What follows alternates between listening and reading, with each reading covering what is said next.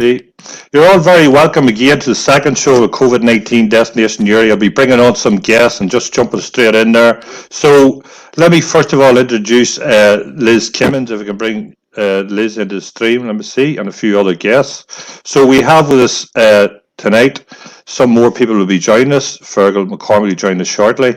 But we've got Fergal McCormick, PKF, FPM Accountancy and past president, Chartered Accountants Ireland. Colin Shannon, Newry Chief Executive, Chamber of Commerce. Rosen McDonald, Community Advice, Newry, Mourne and Down. Dr. Liam Ford, Health Commentator, author and frequent article writer in the Fame Medical Journal. Jarlath Tinley, Councillor, Family Man and active social entrepreneur. And Liz Kimmins, MLA. So you're all very welcome. So basically, we want to jump straight in here. And Liz, can I start with you? Fergal will bring you in now, and Jarlath will bring you in. Colin, Liz, could we just start with you there and tell us what's actually happening with Daisy Hill Hospital at the minute? Thanks, Cathal. Well, obviously, the Trust have issued a statement today to say that they are temporarily closing A&E. They've actually reconfigured a number of services within both Craigavon and Daisy Hill. To my knowledge, antenatal has all moved to Daisy Hill from Craigavon as well. And the reason they've given us, myself, Mickey Brady, and others have been liaising with them all day, because it was brought to our attention yesterday by some of the staff. So what they have said is that in order to keep Daisy Hill a sterile hospital, I suppose, they are closing it to walk-ins. So immediately, as you can imagine, that has raised concerns with us as local people and with the Newry community. So we've asked them to give assurances that this will be temporary. We understand we're in unprecedented times right now dealing with the coronavirus, and I think, to be fair, we haven't even seen the worst of it yet. So there has been huge preparations in all the trusts to try and manage that and to deal with that. And the medical advice to us would be that they're taking these precautions to try and deal with it best. So what we've said is that we needed a public assurance to say that this will be temporary. And today they did issue a statement, and they've said very clearly that this is only a temporary measure, and that once this is over, all services that have been repurposed will be restored. So there is a lot of anxiety out there in the community. We've been getting hundreds of queries all day regarding this. And I suppose, just to be clear, from my party's perspective, and I think I speak on behalf of the whole of Newry Mourne in relation to this, that we will not allow this to be a permanent arrangement. You know, and a few years back, there was a very strong community gathering where everybody got together and took to the streets in Newry to make sure that the trust were there was no uncertainties around what the people of Newry and surrounding areas wanted. And if there's any attempts to make this a permanent arrangement, we would fight tooth and nail to make sure. So basically, Liz, the accident and emergency department's now closed from Saturday, is that right? Yeah, that's what. So if somebody breaks their wrist now at the minute, what happens?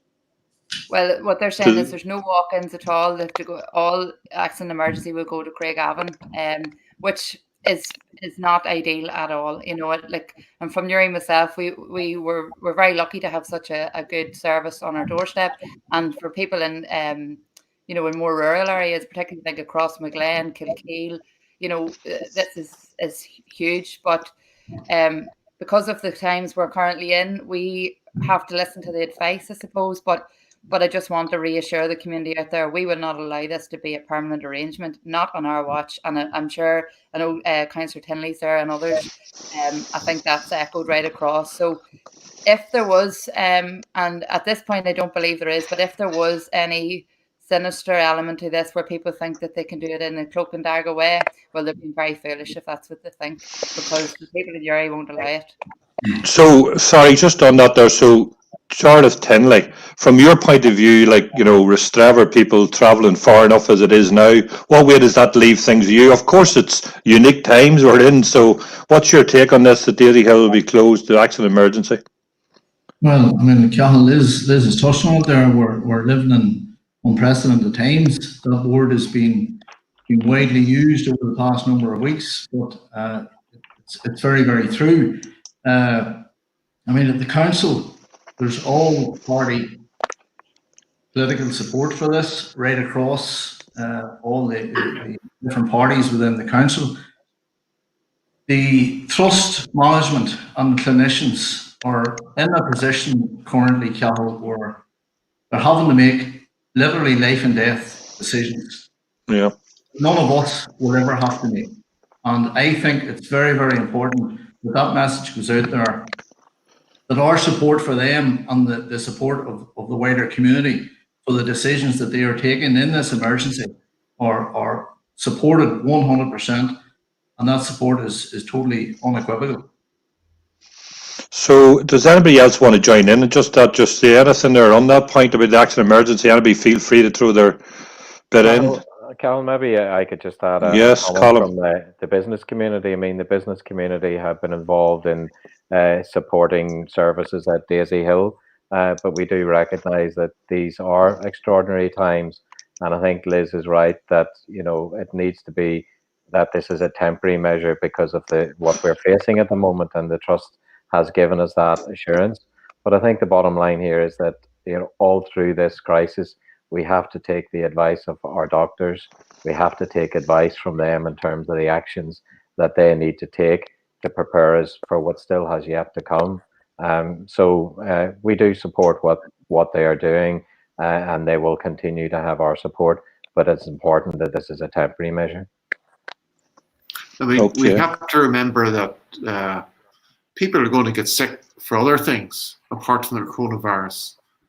I know somebody that is due a colonoscopy for a possible screen for a bowel tumor, and that's just been cancelled at this moment with no explanation of when it's going to be followed up or when it's going to be repeated.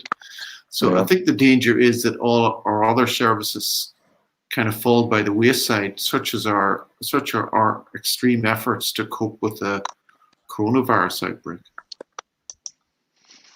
So, Liz, have you anything more to add to that, or Rosemary? Well, Rosemary? I suppose just everyone else is covered as well, but it's just there's a united front on this, Cathal. So, and we'll be very strong in saying that.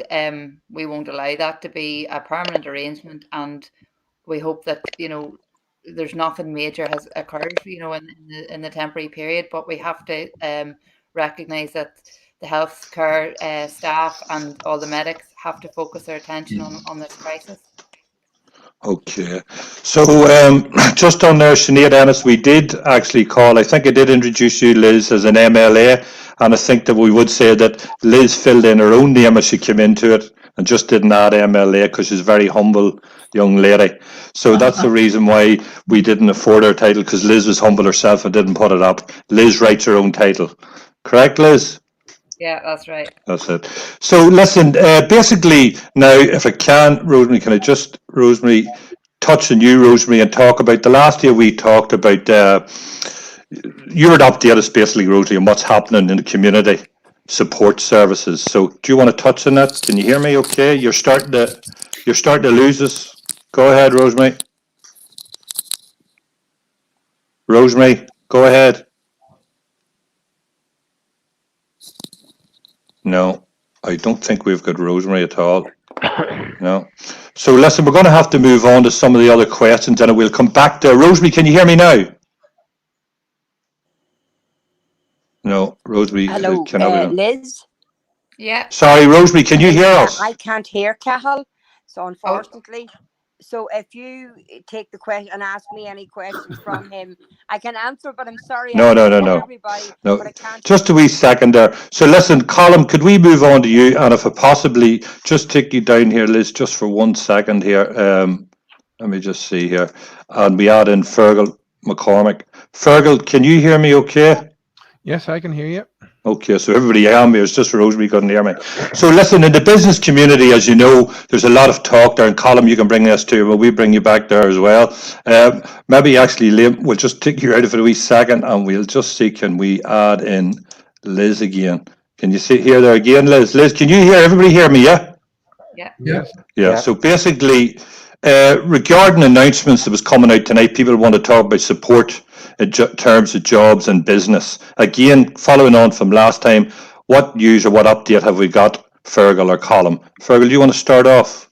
Yeah, well, I suppose the two very significant things that the last evening, Cathal, you had a number of self-employed coming on and asking what were the supports for them, and you have the Chancellor today announcing at 5 o'clock what he's proposing, and what he's proposing is that he's willing to give a grant to them based on their average monthly profits for the last 3 years, up to £2,500. Now, what does that really mean?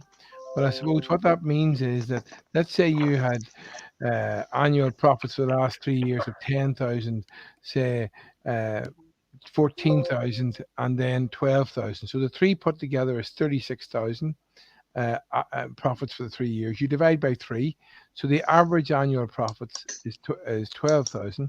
So your average monthly profit is then 1,000. And in that situation, you would get an 80% grant, which is £800. Now, there are restrictions. You have to have your 2018-2019 tax return submitted, and that in normal circumstances was expected to be submitted before the 31st of January passed, and he's extended that by 4 weeks. Now, Right. your main activity must be your self-employed trading activity, and also your self-employed earnings must be less than an average of £50,000 over the last 3 years. Now, there are further, it's fair to say, complications with it. He's hinted that these grants will not be available until June.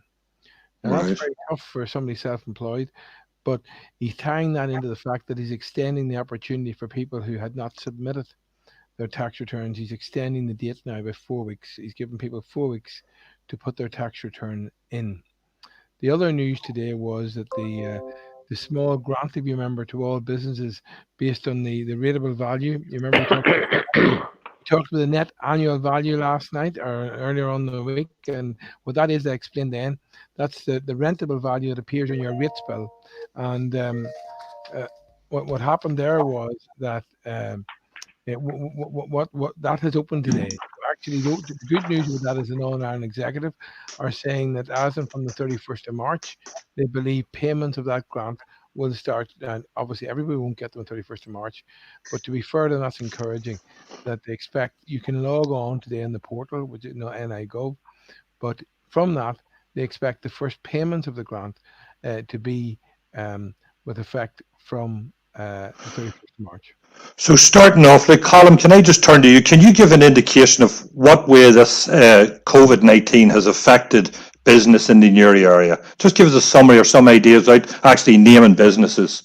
It's had a significant impact from businesses that are small right through to the larger businesses where we've seen, announcements of redundancies. And I think what the Chancellor's package, particularly the job retention scheme, the 80% grant, is trying to encourage businesses to avoid the redundancy route and to lay people off on a temporary basis so that they can benefit from the 80% grant. One of the issues, and Fergal might touch upon it as well, is the issue of cash flow, that a lot of smaller businesses, while they're keen to avail of the 80% grant towards jobs up to 2,500 a month, don't have the cash flow to pay that now, because the Chancellor has said that the HMRC won't have a system in place to claim the grant until probably the end of April. And that's one of the bigger issues that the Chamber is facing from businesses at this point in time. The advice from government is that businesses can use the loan scheme that is out there at the moment, the interest-free loan scheme. But again, businesses are nervous about that, and it also brings some complications because some banks are looking for personal guarantees around that. So it's had quite a significant impact for businesses right across the greater Newry area. That's brilliant. So in terms of information, so in terms now, Fergal, going back to this again, let's start off with the people that are now finding themselves as such told to stay at home. I know you talked the last day that it's a word called furlough, if that's what chose to be. So can you sort of cover that again and give a recap and about, number one, about this 80% potential payment and what they have to do with it. And then if you touch on the mortgage relief and stuff like that, if possible. So just start off with, I'm now told that I have to stay at home and I work for a company. Well, I think you have to start off, unfortunately, from the company perspective that the employees aren't able to work anymore. And what happens is the company has a potential opportunity to designate you a furlough worker. Now, the company must get your agreement, by the way, to designate you a furlough worker, and then they'll issue actually a letter confirming that, and you will sign it. A furlough worker basically is someone who is temporarily laid off, not made redundant, but cannot work. So you cannot work at the same time you're a furlough worker. The whole point is to facilitate you staying at home. So some companies may well have to choose to furlough some of their workers and indeed decide not to furlough other of their workers because they may well be continuing in business in some form or some scale. Next, it's fair to say that it's important to appreciate to qualify as a furlough worker, you have to be on the payroll in February past. So if you became a new employee of the company in March this month, you will Yeah. not qualify as a furlough worker. However, if the company made you redundant since the 1st of March, they can re-employ you as a furlough worker. Okay. And the limit, as Callum already said earlier, is gross of £2,500. So that means basically that if you're up to a maximum of £2,500, if your gross salary is £2,500, the government will give your employer a grant of 80%. Your employer then can choose, and this is part of the discussion with you, he can choose or she can choose to either increase your furlough salary up to the entire 100%, pay you the extra 20%, or pay you the 80%. Now, it's also fair to say the column highlighted a very key point, which is cash flow.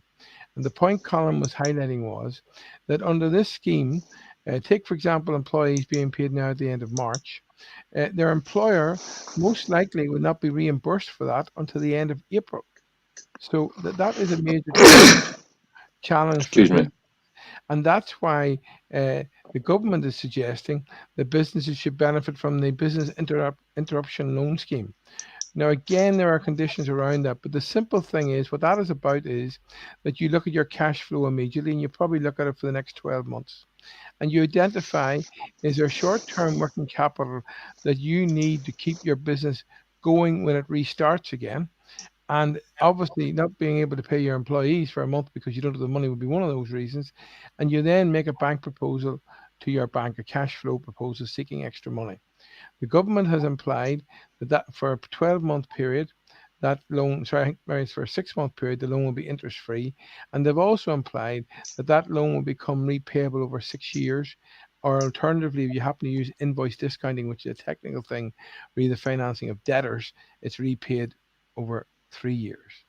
And then move on, you mentioned to me Cahill mortgage. Yeah. The situation in mortgages, I covered it the last day, and I think this is really important because I heard somebody today making a comment, which I can tell you I'd be very worried about.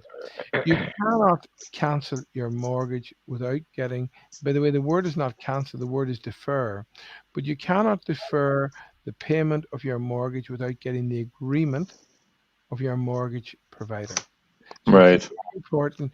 Now, the rule of thumb is that most mortgage providers are actually offering what's called a 3-month holiday deferment. And then what happens is what you were due to pay in both capital and interest over that 3-month period, you repay over the remaining period of your mortgage. And remember, we covered that quite well the last evening. But just to clarify, as I said, redirect debits also, please don't ring your bank and say, cancel all my direct debits. That would not be a wise decision. You need to look at each direct debit and see, first of all, do you need it when the business gets up and going again? And secondly, for example, in the case of HP agreements, could you ring the HP provider and get potentially a deferment holiday? Cahill, could I maybe just add Yes, Colin. one further point? I mean, we've been putting out a lot of advice on what's available from government, but the other very simple piece of advice is that most businesses have an accountant that they look to for advice, and that should be the first call. Call your accountant, as Fergal has given a very detailed explanation of the meaning behind a lot of these schemes. Ring Yeah. your accountant, and it could save you a lot of money. And there is a limit there, isn't that right, Fergal? Yeah, there is a limit, but Carol, even more important, one could go to any of these schemes too hasty, and these could be very expensive mistakes in 3 or 6 or 9 months' time, because actually all these schemes, in hindsight, very clearly will be subject to due diligence. And what I'm saying is that my advice very strongly would be to pause, think it over, look at the implications for your business, speak to your accountant or indeed your legal advisor in some cases where it will be an employment legal advisor be required in terms of the employment contracts, etc. And certainly there is help out there. Without doubt, there is help, but it's very important you take time to consider it and consult your professional advisors. Yeah, but when you talk about that, Fergal, for a small business, if I picked up right there, that's under 15,000 NAV, that's straightforward and the government should pay that. What you're talking about, being very careful about and about holding back on is the other grants or the other money available in terms of what the Chancellor announced tonight, say, as self-employed, because I think they said that you had to get your tax returns in, and also they would look at funding based on even as much if nobody had any books in from last year, even they'd look at it from this year. Where, in terms, you said have been very careful about moving forward? Well, for example, the most positive one, to be honest, the two most positive ones is the VAT. The VAT is Yeah, for the months of whatever it is, February, March, and April. The good news there is you don't have to do anything there. That's an automatic. So you don't have to notify anybody. You can just yeah, for your VAT. However, let's take PAYE and NIC. yeah. You're hearing people saying I'm not paying it. That's correct. It won't be asked for, but you must notify. There are procedures you must go through here. You must notify HMRC to become what's called basically a time to pay arrangement. Similarly, there are people coming in and people in the construction industry will understand these terms. I don't want to bore, but things like CIS, etc. And there's a thing called gross payments. And the risk there is if you don't go through the correct procedure, you may then be deemed to be in default. And that has massive impacts once your business gets up and going again. So I wouldn't be afraid. I think there's good opportunities here, but just keep yourself well informed. Similarly, the rates relief from the Northern Ireland Executive, which is for all businesses, is extremely good, Cathal, and that is available, and that is not a deferment. That's actually a grant for 3 months. That's your rates now. All business rates are being reduced by, in reality, 25% over the year, a 3-month period. But effectively, all these announcements today to help are there, and people, whether small business or big business, can turn to their own accountant for advice. And what you're saying is do all that first, but they must still act hastily because there is limits to this. Isn't that correct? Oh yeah, There's time limits, time frames. Well, Yeah, Colin. the main reason is cash flow. They have to act hastily. Yeah. No, I would take for what Fergal has said is correct. I mean, thoroughly research it. We have lots of information on our social media channels about all the different schemes. So, I mean, businesses don't have to trawl through different websites. We have it there. Consider what's relevant for your business and make sure you act appropriately. Like the key thing of the furlough scheme is your workers cannot work for you. So it's not a case of laying them off this week, bringing them back in next week, and then back off again the following week. You know, that would have consequences for you as the HMRC police this scheme. So just make sure that you thoroughly investigate it, see what's right for your business, and take advice. Like the indications are, Cathal, for example, you have to be a furlough worker for 3 weeks. Now, secondly, I must say we do have a number of clients, by the way, who actually have some workers who are furloughed and others who are not. And that's also an important consideration. That's because of what they believe will be the reduced down operations, what skills or staff are required to service those. Okay, and this here question here, I assume, does anybody know about that? That's the, what is that, the European Social Fund? Anybody know anything about this? Liz? Well, it depends. It's a very big issue, the European Social Fund. Yeah. Depends what the question is, Carl. That's all that was put up there, and then somebody said one about asking the same. So I don't know, I have enough knowledge on it myself to know anything about it. So, No, briefly. of course, jump in anytime, any of you. Yeah, listen, I just want to thank, I think that last 5 minutes there from Fergie has been incredible advice that a lot of people, because he breaks it down in layman's terms and layman's words that people can understand what's coming down the track in relation to their businesses. And, you know, I certainly was a wee bit confused about this furlough worker situation. Yeah. I was talking to a businessman yesterday who was adamant that the whole company basically had to go into deep freeze. You couldn't actually decrease your workforce and put some in and some out. So Fergie was quite clear on that actually is possible to do that. Yeah, Thanks, just to clarify, sorry, Charles, in the context that you're acting within the public health guidelines. For example, there are some businesses now currently which must close because they're being advised that they can't trade or whatever, but there are other businesses who are working remotely, and some of their workers will be required and others won't be. Well, what about, Fergie, what about in the case of, say, a construction company with 25 employees, and they're basically just sort of downgrading and slowing down just because business has basically ground to a halt? In a case like that, are they able to put, for example, 15 workers into the furlough worker scheme and keep another 10 on as normal?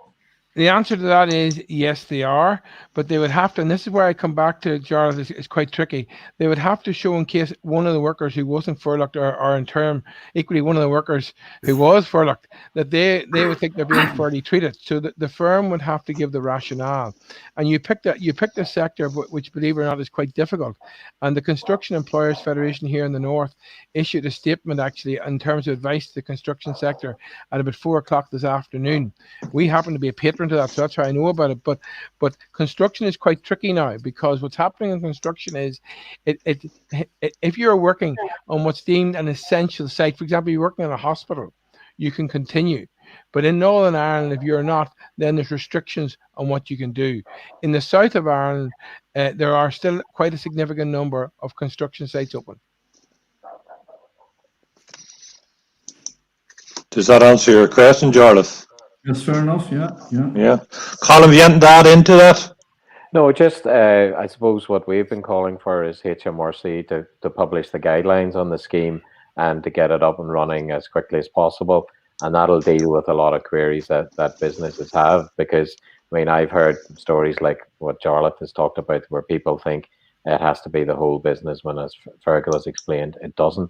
So the sooner the guidelines are published by government, the better. And as soon as the money is available, that'll ease the pressure on local businesses as well. I would be interested to know how long this government support can go on for, on both sides of the border. Because at this stage, we have no idea how long the coronavirus crisis is going to last. Well, I was going to turn to you there, Liam, anyway, shortly to ask you your take on this, on the coronavirus. I'll just jump in now. So, Liam, keeping you to it, and what I know is coronavirus, you're not a virologist, but can you give us an idea of what it is? I'm told it's a flu or flu-like, or is it a flu-like? We've been told about different, is the nose running? Is it a bad cough? Can you just give us? Are you all right there, Colin? Yeah. Can you give us? Can you give us a wee take on that, Liam, please? And just give us a rundown of what it is, and also, you know, how we're infected and the process of that infection, and why we're all told to stay at home would be a good one. Well, there's a couple of things. I can't emphasize to you enough how grave this situation is. We are currently faced with a disease for which we have no immunity, we have no cure, and we have no vaccination. And we're not going to have a cure or a vaccination for at least a year. These things take so long. Now, it's astonishing to think that where this is all developed from. It developed in a Chinese city in Wuhan. And we heard rumblings about it, I think, as early as January. So we knew it was coming.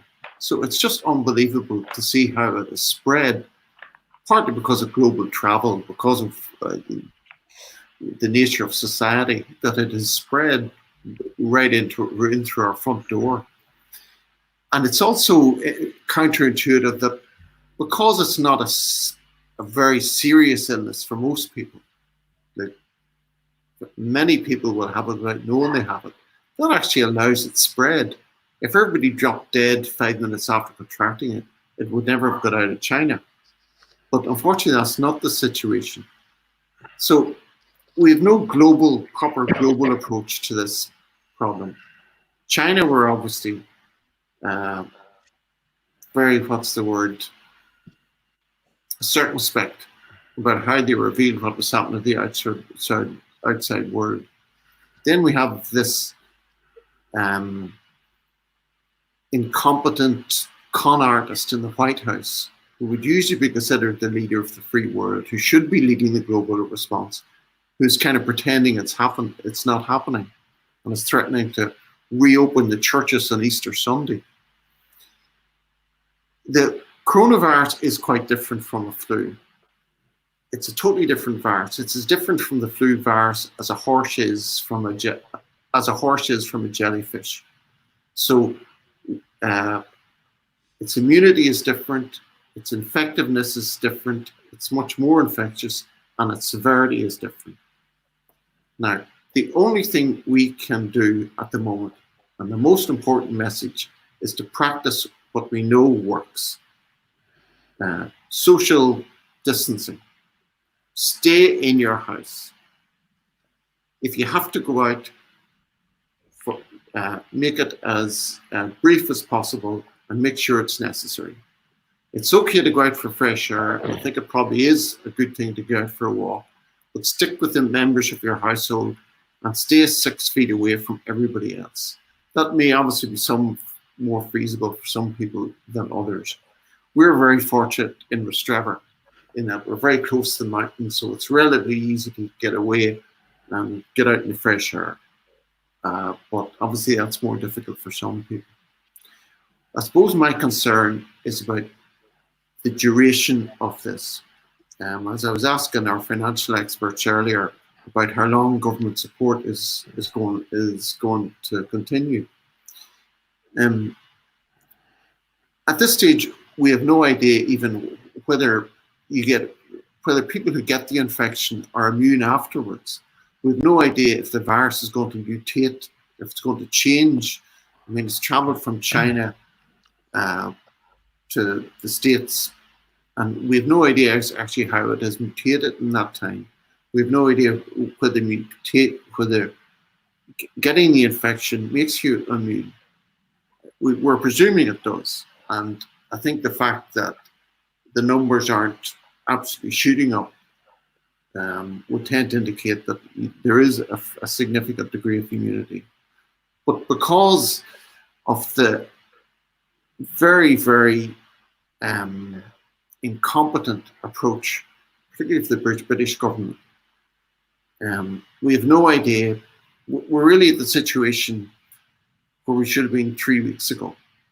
I mean, it's astonishing to think that 2 weeks ago, Cheltenham races were on. 2 weeks ago, Liverpool were being beaten by Atletico Madrid with 5,000 Spanish fans coming over to support them. And now you see the tragedy that's happening in Spain. Now, we may be developing exactly the same thing as a result of Cheltenham races. So the situation is very grave. We have to stick with what we know, stick to the social isolation. And if there is any question of you having the infection, then I'm using the wrong term, social distancing. But if there is any question of you having the infection, then you have to practice isolation. So the theory behind the isolation, again, just summarizes, basically if we're in the house, we can't get it and we can't spread it. Yes. Well, one of the problems is that we don't know whether we have it or not, because it's been decided as a policy not to be actually screening any kind of general way. The only people that are tested are people that are serious enough to be in hospital. So we have no idea who has it, no idea who hasn't got it. Now, it is in many people a mild illness. I know a couple of young people in London, where my kids are at the moment, who have had it or something like it, and they think it probably was the coronavirus, but they don't know for sure, which is a shame in a way, because if they did know for sure, at least then we would know about that they would be relatively immune, and an immune person, it would be very valuable in today's society. Don't be responsible. So, does anybody else want to jump in there? Liz, do you want to say anything about anything, or about social distancing, or Jarlath? Anybody want to say anything on this social distancing and the reaction to people to social distancing? Well, I think Liam has painted a very clear picture there. Yeah. Unfortunately, we have to be very stark about this. It's more serious than people realise, I think. I'm saying every day when we're in the assembly now, the decisions that we're having to make are just horrendous because we have to make it's so difficult weighing up what's for the best here. We're hearing cases of people's chemotherapy being stopped because it's too much of a risk really that if they continue with chemotherapy they're going to be at risk of picking it up, and it's kind of the lesser of two evils here. The queries that are coming in through our office alone are scary. But I suppose just to kind of reiterate what Liam has said as well, like to stress, we cannot stress enough the need for people to stay at home. And thankfully, majority of people are beginning to listen. And I think the slow steps of the British government to announce the other night a lockdown as such, and it remains to be seen. Because there are still a lot of employers open who I would deem as non-essential. We do need to see proper enforcement of that. But I think that started to make people realise just where we're at with this. And employers have a huge responsibility here too, because we're getting queries in already of people who feel that it's non-essential work that they're carrying out, and they're not getting the right measures aren't in place. So there's responsibility on everybody here to take the right steps. And what I would be saying to people is in 3-6 months, whatever it will take for us to get out of this, when you look back, will you think, did I do the right thing? Did I take the right steps? So the clear message here is to stay at home and save lives, because that's what we're talking about. Our key focus in the Assembly, I suppose, within our remit is to save lives, is to keep food on people's table and to keep money in their pocket so people can get through this period. I know there's going to be huge implications down the line, but we're talking about life and death here, and I think people need to realise that.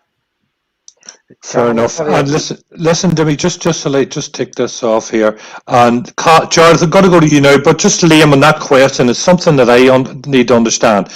Gloves and masks. I see everywhere, London, and I've seen it in China all the time, everybody's in masks. Then somebody said the masks are no good. Some people are wearing them. Are they good or they're no good? Well, as with everything else with the coronavirus, there's no clear answer. Obviously, if there is any question of somebody in the house having coronavirus infection, which of course you may not know, let me just digress a wee bit about that. Yeah. The coronavirus infection is quite different from a cold. A cold is snuffly, sneezy. That's almost certainly not coronavirus. The symptoms of coronavirus are usually temperature and a cough. And those are the two most significant, and it can be quite severe. So if you're snuffly, a sneezy cold, you almost certainly don't have coronavirus. So you can be reassured about that. But having said that, such is the uncertainty at the moment, once you have any kind of respiratory symptoms, you're better off being careful. Now, unfortunately, I can't be any more clear about wearing gloves and a mask. Sometimes it's appropriate, sometimes it's not. For example, our local shop, Tony Williamson's in Rostrevor, and it's one of the things about the coronavirus crisis. I think it will make us reevaluate the important things in our society, the importance of local shops, the important jobs, the importance of delivery men, the importance of porters, the importance of bin men in the morning. These are the people that keep society going. These are the people that deserve to be rewarded. Now, I don't think there's any particular necessity for wearing gloves all the time, but our local shop, as I mentioned, provides sanitation spray, I think it's an alcohol spray, and gloves. As you go into the shop, it is a true flow system as you come out of the shop, so you're not bumping into people constantly. And those are the kind of things we need to, we all need to be doing. So effectively, when we see shops doing this, some shops are doing this. Me and Liz sort of talked on this briefly today. Where, sorry, Fergal, we can hear you coming across there. I'll just take you out of it. Sorry. So basically, sorry, I was saying there, Liam, a lot of the shops, Liz, me and you talked about this today, and Jarlath, I know you're looking to get in and just follow me straight in after this, but some shops are doing it, Liam. They've got protective covers up for the staff that are, coming up to serve them, but there's still a lot of shops not doing it. Well, I suppose it depends upon. It's just yet again one of those great uncertainties. We don't know how long the virus survives in the open air, but we don't know how long exactly it survives on surfaces that are going to be touched. We don't know how long it survives on money, which is changing hands, which is why one of the most important things, I think, is to use the non-touch debit cards as much as possible. Yeah. So, unfortunately, I can't give you any hard and fast advice on that. Colin, I've just mentioned to Liam, and you heard me there too, about businesses and, some of it's not protective for, well, to me, they don't look, Liz, we talked about this, as I say, a lot of shops are doing it brilliant. I believe Five Ways is operating a ticket system. I know Ward's out beside us has got protective glass up. A lot of the places are open to doing it, but there is some places still not actually doing it now. I'll see it there. Like if you go to Tesco's, people wrote in there to say Tesco's, the staff, at the counter don't seem to have the full protection right around it. And I was asking Liam, but from a business point of view for local businesses, have you seen the reaction from local business, Colin, all to do whatever is necessary? A lot of them have, and interestingly, it was about this time last week that we had a meeting with the local council, and that was a message that was coming out very strongly about social distancing. And we have seen more and more businesses now practicing that. And I think there was a very clear message coming from both the First and Deputy First Minister today to businesses that if their business isn't essential, and equally if they're not putting protective measures in place in terms of social distancing, they would take measures to enforce it. So that was a very, very strong and powerful message from our First and Deputy First Minister. But I think most responsible businesses are doing it, and we just encourage those that aren't to immediately put those in place. I'd seen something up there, I'll go by Margaret McGrath. In a factory food production, workers have been told social distancing doesn't apply to them. How true is this? I don't know if you can comment on that particular one, but go ahead. No, it's not true. It applies to all businesses. Exactly. Social distancing applies, and I don't want to pick on any particular sector or business. Exactly. It applies to all businesses. Yeah, no, today particularly, we've had quite a number of queries regarding different factories across, not just in Newry, but across the whole of the north. And, there are concerns being raised. What are the guidelines? What do they have to do? And it's very clear they have to ensure there's social distancing there. They have to protect their staff. And where there are queries, and concerns, they need to be raised, because if we don't get this right, folks, we're heading for a bigger mess here. It has to be done right. And Councillor Jarlath Tinley, I think you had something that happened with this. Without saying the name, can you tell me sort of what happened without letting know what it is and how it was resolved? Yeah, that situation. Yesterday was a major employer, Cahill, in the South Down area. Yeah. Who basically had styled themselves as an essential company, an essential worker, and the employees were just expected to fall into line. Now, those employees, of course, all have families to go home to, and I have been very disappointed in some levels over the past number of days where companies are looking at the guidance and advice coming from Stormont and coming from London and actually trying to find loopholes with how to get around it. It's totally not in keeping with the spirit of the advice. Yeah. There's a social responsibility here as well. But thankfully that issue yesterday was resolved. The upper tiers of management of that particular company are overseas. So I understand that created difficulties as well. But thankfully there was the situation was resolved till everybody's satisfaction, certainly in the short term. Can I just say, Liam Liam's words there are very, very sobering for the gravity of the situation that we're in.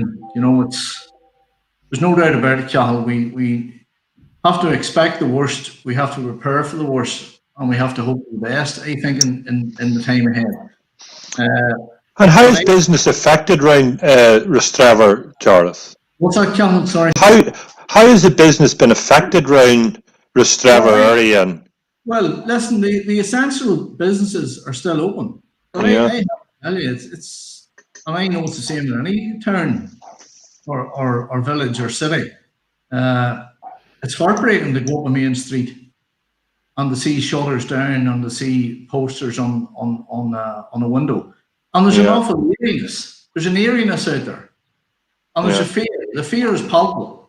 Even though you're on the streets and there's not too many people about, you can sense it in the air.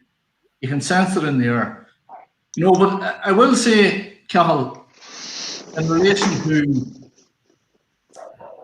the way certainly independent retailers are approaching this situation and people in generally, the wider public, I definitely have noticed a step change since the weekend. Where definitely are taking this thing a lot more seriously. I suppose we all fear. It's the fear of the unknown, that there's no end date in sight. We're probably still heading into the eye of the storm.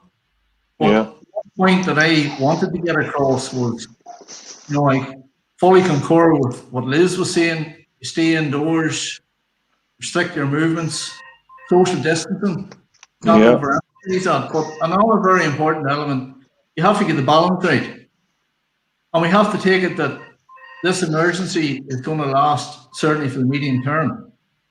And I would be worried about people's mental health and their inability to actually get out and get away from the bad news that is just seems to be 24/7 coming down the TV and the radio. So, I mean, we are very, very fortunate to live in a district with 100 miles of coastline, and there's none of us any more than 5 minutes from the countryside. So I certainly would encourage people to avail of that exercise on a daily basis. I have a sister who lives in London, and I had quite an emotional chat with her today, and she was telling me about, the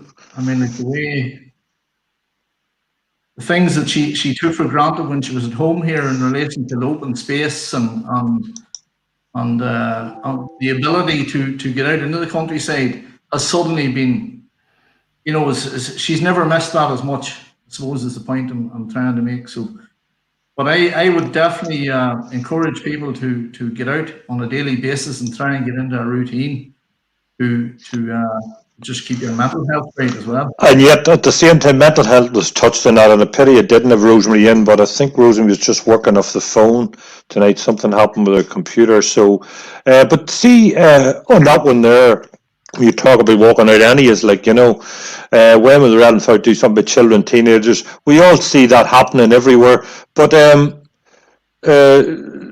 Liam, like from that point of view, you know, I know we don't know about it. Saying again, you're not a virologist, but like, you know, people's out walking, you know, as long as you keep that metre or 2 metres, are they safe, or, you know, or is it 5 metres? Like, do authorities know? Well, I think we have to be responsible, but the general advice at the moment, which seems to be generally agreed upon, is that 2 metres of separation is 2 metres. 2 metres. But I would hardly agree with what Jarlath said. There's a happy medium somewhere. Everything feels better after a walk in the woods. And we're very fortunate in this area that we have that facility available. So try and get out for a regular walk every day. Now, you can still do that with members of your family, and you can still practice responsible social distancing. Yeah. Liz? I mean, I just wonder, are we facing into a whole change in our social dynamic? I mean, but sure, we've already started that one then. But in a long-term change, in terms of working from home, in terms of the way we practice. Oh, I absolutely believe our own health, and the way our business attitudes. I'm just thinking from the point of view of air pollution, the effect of the getting away from the rush hour every morning. There's so many changes good changes that we could get out of this. For those of us who are off and have the chance, this could be a time for self-reflection. Yeah. What are the important things in our lives? Is Warrenpoint GEA being relegated really important to you, Fergal, or can you live without it? I mean, much more. This is. I'm always in encouraged. many ways we could use this. I'm always in a positive encouraged. way. Liam, So from that point of view then, Fergal, I'm sorry, that would be the same line as Jim Byrne, who asks, how will all the ladies round Newry get their hairs coloured? If they don't find a way, they'll take it out on us men. I didn't want to put that on. And if a son here and his hair's tripping him, is it back to the bowl haircut? I'll not recognise him in a week. So I'll not ask anybody to answer that one. But Liz, you want to jump in and say something there as regards that? Yeah, I think both Jonathan and Liam have raised very good points. Liam, I agree with you. I think there is a positive side to this. We need to sometimes kind of take the silver lining and make the most of that. But I come from a background working with older people in social services. One of my biggest concerns would be around the older people and more vulnerable people who have no choice but to stay in the house because for physical reasons or whatever. So it's really, over the weekend there for Mother's Day, on social media, it was refreshing to see how people were still adhering to social distancing, but going to visit their parents, grandparents and things like that at a distance. And I think it's important to maybe to keep doing that around, maybe if there's neighbours or people on their own as well, even if it's just looking in the window at them, giving them that wee bit of social interaction. A lot of older people and people with disabilities, etc., are reliant on carers coming in, and maybe their families can't come in and out the same way that they used to.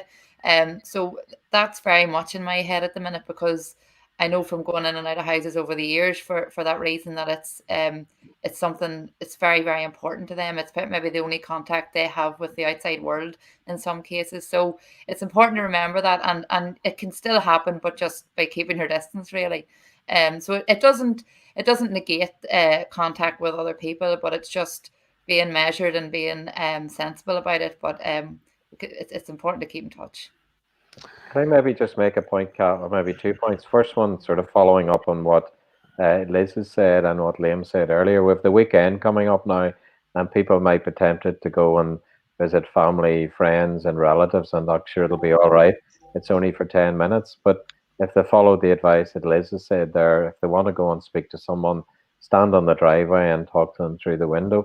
Don't be tempted to go and sit in the house of your relatives, because you're really only putting them at risk by doing that. You asked earlier about the impact on the business world. I mean, the fact that people are now working from homes, the fact that we're now using video conferencing much more, I think the larger organizations will begin to question, do they need large office blocks with lots of people in them? You're right. Can it be done remotely, or can it be done through a series of hubs? Indeed, it's probably better to keep some of your staff separated from a health point of view. But I suppose one downside is it could have a further impact on the high street, that more and more people see the value of shopping online, and that will have an impact on the high street. Although, as Liam said, the local shop has come to the fore, and people are more comfortable with that. We use a local shop here to get a lot of our stuff, because there aren't the same queues, and it seems to be reasonably well stocked. So we could see those impacts on the business world whenever we get out of this. So Fergal, you want to come in there, Fergal, and just say something as well on that? Yeah, I think that there is no doubt that when business gets up and running again, and hopefully it won't be too long, but health has to be the first priority. I think you will see changes, and I think business will adapt. And I think you will certainly see a lot more use of technology. And I think the reason why many businesses have been able to deal with this has been they have been investing significantly in technology. Over the last, take our own business, for example. If somebody said to me 3 years ago that we were all operating remotely for 2 or 3 weeks, I'd have laughed at them. But the reality is, we have been operating remotely for the last 2 or 3 weeks, not because of coronavirus, to be fair.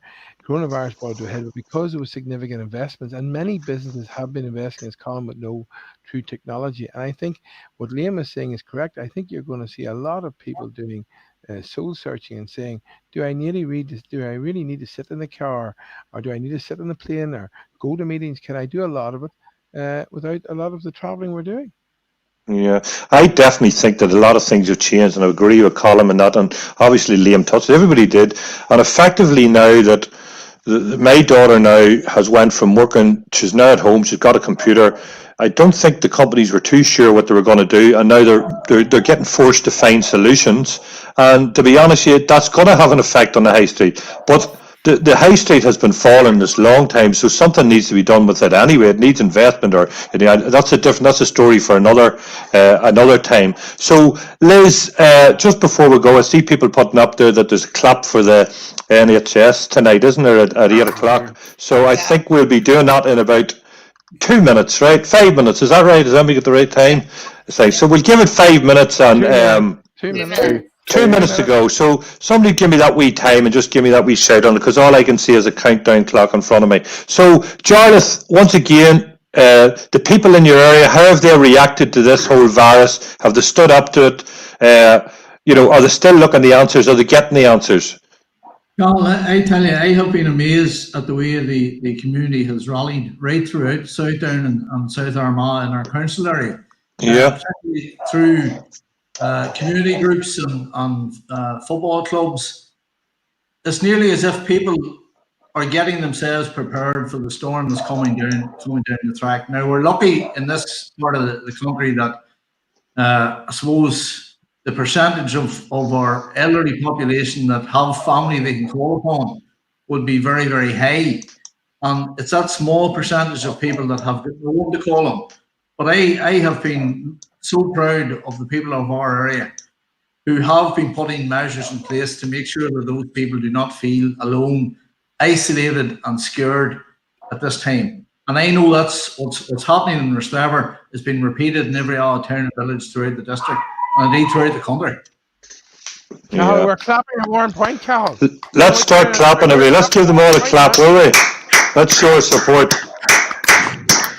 And let's not forget, Liz, I'm sure you'll back this up. We're talking about support for all of them front time. There's a lot of admin staff and porters and people that's doing it. Somebody wrote up there, you can't see all the comments because comments are you only see from one source. But there's people saying, what about lorry drivers and people like that that's bringing essential services? It's so important, and they're just doing such a good job. Guys like that out away from their families thing, it's unbelievable, Absolutely. I think when we talk about the key workers in this, Cathal, people assume it's just healthcare, and absolutely the healthcare staff, where would we be without them in all of this? But it's so important. We're talking about lorry drivers, you're talking about in retail, pharmacies, it's the list is endless. It's unreal when you look down when the British government announced the list of essential and non-essential workers the other day. There's people that you'd never even think of. We talked earlier about factories. A lot of those are essential workers because they keep the food chain going. There's locally we have huge employers here who are key components in this whole scenario. So each and every one. And another one I think we need to mention as well is those in the civil service, because there's a huge demand now. Because of the scenario we're in, there's a huge demand for people who need to apply for universal credit and different things like that, and they're absolutely inundated. And I think we often forget about those people behind the scenes as well. So if I started to list everyone, you'd definitely forget about someone. But it's just to let people know that we're all rooting for them. But we do have to say, business can get a hard time, and people sort of say it about this divide. And I think Liam's touched on a wee bit. I think people's got a wee bit nicer. They've got a wee bit kinder each other. And I think that people understand. And you have to say, reaction from business, they haven't really, they've done exactly what they've had to do. They're showing the signs of supporting the people that work for them, and they're showing signs of having a good conscience. And I think that that's really good things to see. At times when things are hard, it's bringing the best out in people, and I think that is happening. So listen, I want to thank you all. Thank you all. We come on back on again and do it again. Hopefully, we'll try and get an update. Every time you've got an update, please, Liz, come on. Thank you very much for doing that. Same Liam and Colin, Jarlath, Fergal. I'm sorry, Rosemary, you were fantastic the other night. As I say, your computer broke down and you tried it on your phone and it just wasn't going. So, to everybody out there, keep washing your hands, keep home. If there's just you and your family at home and you don't go out and meet people, you can't get the virus. At the end of the day, this will save lives, maybe save your or your family member's life. Don't listen to hard man talk. It's just flu. They're more scared than you think. Keep in contact with your parents and grandparents by phone or video. If you need help with that, we at Destin Newry try and help you. The local newspapers are all available online. You can do it. It's not much money. Sign up to get up to date. There's lots of local websites, Newry.ie, Newry Times, Newry Now, a lot more than Destination Newry, and a lot of people giving things online and trying to help. Once again, thank you all so much. You've been fantastic tonight. Their questions again are starting to come in through other forms and they're coming up, right? So just keep on sending them in. We'll try and get the answers. We'll have different people on, and thanks very much, everyone. Thank you. Thank you. Thanks, Cathal. Thank you. Right.